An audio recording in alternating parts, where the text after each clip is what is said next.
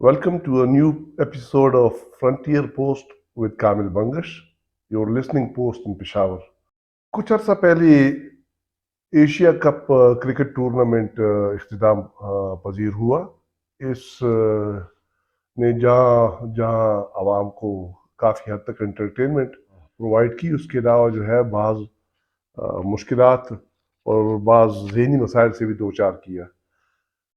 मेरा तो अपना क्रिकेट के साथ कोई ताल्लुक नहीं है, ना मैं कि क्रिकेट का कोई ऐसे शायक हूँ, लेकिन पाकिस्तानी अवाम इसको काफ़ी हद तक पसंद करते हैं और क्रिकेट को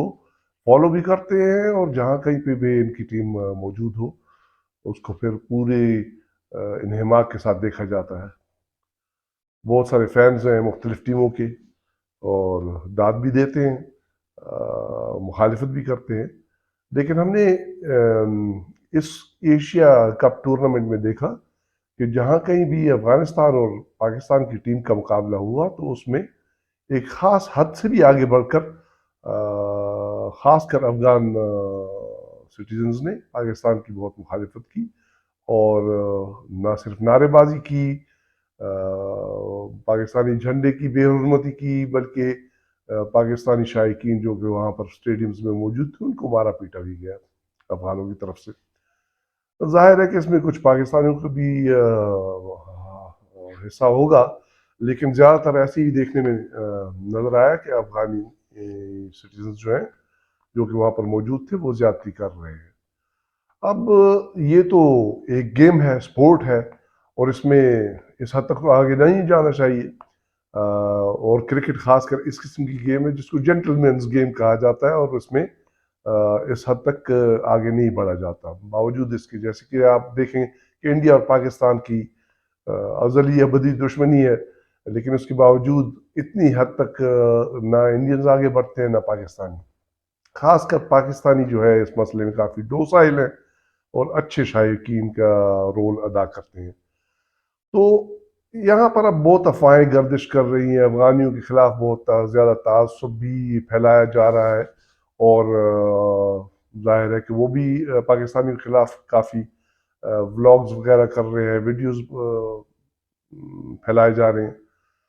तो यहाँ पर सवाल ये बनता है कि हम यहाँ पर पहुँचे कैसे। जाहिर है कि पाकिस्तान जब हमारे वजूद में आया तो उसी वक्त से अफगानिस्तान का रवैया कोई पाकिस्तान के लिए बेहतर नहीं था, लेकिन कम अज़ कम इस हद तक जो है ये मसाइल आगे नहीं बढ़े हुए थे। तो हम यहाँ पर पहुँचे कैसे। आपके ज़ेर नज़र इस व्लॉग का यही मौजू है। हम इस पे थोड़ा सा जो है इख्तिसार के साथ कोशिश करेंगे, कुछ नतीजे पर पहुँचने की कोशिश करें, और इसके हल की तरफ कुछ तजावीज़ पेश कर सकें। तो आप अगर दुनिया के सिनेरियो में देखें कि जहाँ जहाँ पर जंगें फैली हुई हैं, फसादात फैले हुए हैं दुनिया में, रूस यूक्रेन की जंग है, चीन ताइवान में फसाद है, इसी तरह अफ्रीका एशिया के मुख्तलिफ ममालिक में जिस जिस किस्म की जंगें चल रही हैं, उनमें कहीं ना कहीं अगर आप उनको ट्रेस करने की कोशिश करेंगे तो वो जो है आपको एंग्लो सैक्सन इन्फ्लुएंस और लंदन तक आप उसकी जड़ें नज़र आएंगी। तो अगर आप हमारे ये मौजूदा अफगानों के साथ जो मसाइल हैं उनको भी अगर आप ट्रेस करें तो इसमें हमारा रोल तो पाकिस्तानी स्टेट का तो ज़रूर है, लेकिन जड़ें इसकी कहीं और पे हैं, वो भी एंग्लो सैक्सन एम्पायर के अंदर ही हैं। आप इनको लंदन तक और न्यूयॉर्क वाशिंगटन तक ट्रेस कर सकते हैं। तो अगर थोड़ी सी तारीख में चले जाए मुख्तसरन तो वो बेजाना होगा। 1978 में कहीं पर सौर इनकलाब अफगानिस्तान में आया, और उसमें बाद में रूस की उस ज़माने के सोवियत यूनियन की भी हिमायत हासिल हुई अफगानिस्तान की नई इनकलाबी हुकूमत को। तो उस ज़माने में पाकिस्तान के अंदर एक कू एक साल पहले तकरीबन आ चुका था जनरल मोहम्मद ज़ियाउल हक का, जिसको उन्होंने ऑपरेशन फेयर प्ले का नाम दिया था, जिसमें उन्होंने एक मुंतखब वज़ीर आज़म जुल्फ़िकार अली भुट्टो की हुकूमत का तख्ता उलट दिया था, और उनको अपने सर्वाइवल का प्रॉब्लम पेश आ रहा था। तो जनरल मोहम्मद ज़ियाउल हक ने इस सौर इनकलाब को एक गोल्डन अपॉर्चुनिटी की हैसियत से ट्रीट करते हुए چونکہ उनका इतना एक्यूमेंट तो था ही कि उनको पता था कि एंग्लो सैक्सन एम्पायर, जिनके इस वक्त के लीडर जो हैं वो वॉशिंगटन में बैठे हुए हैं, तो उनका ये एक बहुत बड़ा स्टेक इसमें हो सकता है। तो उन्होंने इस चीज़ को इस्तेमाल किया और अफगान जिहाद का बाकायदा आगाज़ किया, जिसमें हमारी मुकामी रीजनल जो पेशावर और क्वेटा वगैरह में जो ज़्यादा मुतासर हुए हैं इस पूरे मसले से, उनकी जो सियासी लीडरशिप थी उसकी मुखालिफत थी, लेकिन उसके बावजूद जो है उनकी सुनी अनसुनी कर दी गई, और जो हमारी एस्टैब्लिशमेंट जिसको आजकल कहा जाता है, ये उस ज़माने की फौजी क़यादत है, उन्होंने अपने सर्वाइवल के, एक शख्स की सर्वाइवल के लिए ये तमाम काम किया। ज़ाहिर है कि हम कोई भी गलत काम करें तो उसके लिए बहाने तो बनाना ज़रूरी होता है। फारसी को ज़बरुल मिसले खुई बद रा बहाना बेस्यार, तो उन्होंने कर दिया। अब 3 दिहाइयों की जंग और जदल और लड़ाई के बाद अब तालिबान जो है वो दोबारा अफगानिस्तान में काबुल पर और बाकी बकाया अफगानिस्तान पर काबिज हो चुके हैं। अमेरिका निकल चुका है, रूस निकल चुका है, ईरान और पाकिस्तान का वैसे इन्फ्लुएंस नहीं रहा है। तो अब चाहिए तो ये था कि ये अफगान रेफ्यूजीज जो यहाँ पर तकरीबन इस वक्त भी जंग ख़त्म होने के बावजूद तकरीबन 2 मिलियन से ज़्यादा रजिस्टर्ड और अनरजिस्टर्ड रेफ्यूजीज यहाँ पर मौजूद हैं, उनकी वापसी का अमल शुरू किया जाता, तो वो अभी तक उस तरीके से नहीं हुआ।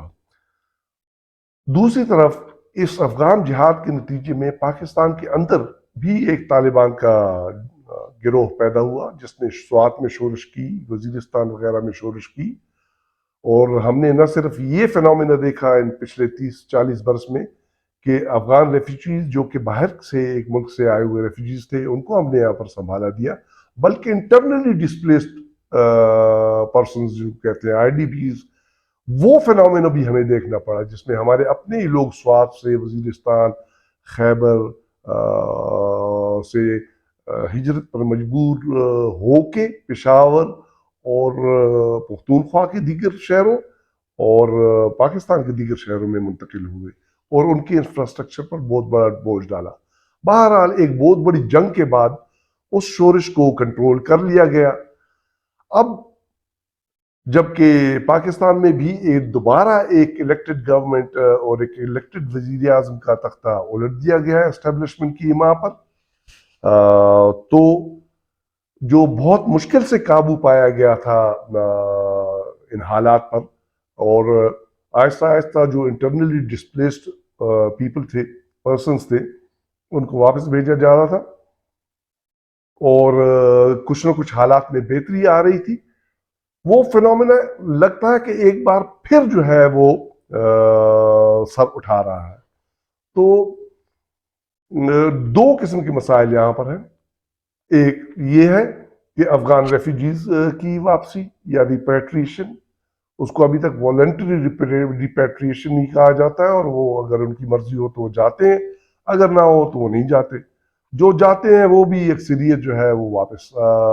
आ जाते हैं। हमें यह बताया गया कि बहुत बड़ी बाढ़ लगाई गई है जो कि 95% तैयार कर ली गई है, 98% तैयार कर ली गई है, लेकिन उसके बावजूद अफगान रेफ्यूजीज भी आ रहे हैं। और अब नया एक सिलसिला ये शुरू हुआ है कि सुना है कि पाकिस्तानी तालिबान भी वापस तशरीफ ले आए हैं। अभी पिछले 1-8 दिन की बात है कि वहाँ पर खैबर ट्राइबल डिस्ट्रिक्ट जो अब पख्तूनख्वा का हिस्सा है, उसमें पाकिस्तानी अफवाज की तरफ से, हमारी अफवाज की तरफ से मुकामी 3-4 बड़े बड़े जो गांव हैं उनके बासियों को हुक्म दिया गया कि वो इलाका खाली कर दें। अब वो तमाम गरीब लोग हैं, हैंड टू माउथ लोग हैं, और इसी तरह उनका गुजारा होता है, और उनको नहीं पता कि वो किस तरफ जाएं और कहाँ जाएं।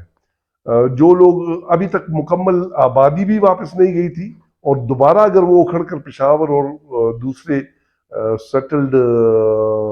शहरों का रुख करेंगे तो यहाँ पर और मसाइल भी बढ़ेंगे। दूसरा, हमें ये इल्म भी नहीं है कि जो इलेक्टेड यहाँ पर गवर्नमेंट है तमाम पख्तूनख्वा की, जिनमें ट्राइबल डिस्ट्रिक्ट भी शामिल है, आया उनको कंसल्ट किया गया है इस किस्म का ऑपरेशन करने से पहले? लगता ऐसे है कि वो नहीं किया गया। तो اسٹیبلشمنٹ نے پاکستان کے قیام سے جو کام کیے ہیں ان کے نتائج انتہائی بھیانک پاکستانی عوام کو جھیلنے پڑے ہیں، جن میں افغان جہاد ایک ہے جس کے نتیجے میں ریفیوجیز یہاں پر آئے ہیں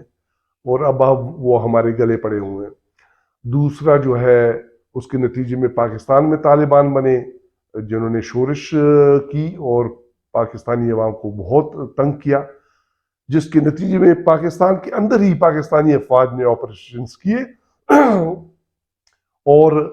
بہت بڑے پیمانے پر تباہی اور بربادی کا عوام کو سامنا کرنا پڑا۔ تو کسی بھی سین ادارے یا سین فرد کے لیے یہ ضروری تھا کہ ان غلطیوں سے، ان ایررز سے کچھ سیکھا جاتا، لیکن لگتا یہ نہیں ہے کہ پاکستانی اسٹیبلشمنٹ کچھ بھی سیکھ رہی ہے۔ بجائے اس کے کہ ریفیوجیز کو نہ صرف والنٹیرلی جو ہے ریپیٹریٹ کیا جائے افغان ریفیوجیز کو افغانستان، بلکہ اس قسم کے کام نہ کیے جائیں جس سے انٹرنلی ڈسپلیسڈ لوگ بھی دوبارہ پیدا ہوں یا اور بڑھیں، کیونکہ اس وقت تمام پاکستان میں فلڈ کی بھی سچویشن ہے اور انتہائی دیگرگوں حالات ہیں، انتہائی دیگرگوں معاشی حالات ہیں، انتہائی بڑی مہنگائی کی ایک لہر آئی ہوئی ہے، ہر چیز انتہائی مہنگی ہو چکی ہے۔ تو اگر ہم اس قسم کے مسائل دوبارہ بنانا شروع کریں اور ان ریفیوجیز کو جن کو ہم کہہ رہے ہیں انٹرنلی ڈسپلیسڈ پیپلز جو ہم بنانے جا رہے ہیں، ان کو ہم یہ بھی نہیں بتا رہے کہ آپ نے کہاں جانا ہے، کہاں نہیں جانا، آپ نے کیا کرنا ہے، کب تک باہر رہنا ہے، تو ایسا نہ ہو کہ پاکستان اس سے بھی زیادہ کسی بری سچویشن کا شکار ہو جائے۔ تو ہماری یہ خواہش ہوگی کہ بجائے اس کے کہ ہم افغان ریفیوجیز کے خلاف متعصب باتیں کریں اور یہ کسی غلط طرف میں سمت میں ہم لے کے جائیں اس چیز کو، ہمیں چاہیے کہ ایک آرگنائزڈ اسٹیٹ پالیسی بنائیں جس کے تحت ہم انہیں والنٹیرلی بھی اور پریشر کے ذریعے بھی جو ہے واپس ریپیٹریٹ کر سکیں افغانستان۔ اس وقت کیا لگ رہا ہے؟ اس وقت لگ یہ رہا ہے کہ غالباً پاکستان کی پالیسی یہ ہے کہ یہاں پر دوبارہ کسی قسم کی شورش پیدا ہو افغانستان میں، ایسے حالات پیدا کیے جائیں تاکہ روس اور چین کے لیے یہاں پر مسائل پیدا ہوں۔ یہ دوبارہ جو ہے اینگلو سیکسن پالیسی کا ایک حصہ ہمیں نظر آ رہا ہے اور ہمیں خوف یہ ہے کہ اس کے نتیجے میں ہو سکتا ہے کہ اسٹیبلشمنٹ کے لوگوں کا تو فائدہ ہو لیکن اس میں پاکستانی عوام کا نقصان ہی نقصان ہے۔ تو ضرورت اس بات کی ہے کہ ریاست اپنی ذمہ داریوں کو اچھی طرح سے سمجھے اور کسی بھی ایکشن کرنے سے پہلے مقامی اداروں، مقامی حکومتوں سے مشورہ ضرور کریں اور کسی قسم کے بھی ایڈونچرزم سے اجتناب کریں۔ پاکستان اس وقت اس قسم کی پالیسیوں کا متحمل نہیں ہو سکتا جن سے پاکستان کی ریاست کو مزید نقصان پہنچنے کا احتمال ہو۔ باقی ہم آپ پر، اپنے سامعین، اپنے کرم فرماؤں پر چھوڑ دیتے کہ آپ یہ فیصلہ کریں کہ آیا پاکستان کو مزید افغانستان کے اندر مداخلت کرنے کی ضرورت ہے یا اپنے علاقوں کے اندر آپریشنز کرنے کی دوبارہ ضرورت ہے۔ یہ ہم آپ پر چھوڑ دیتے ہیں۔ بڑی مہربانی۔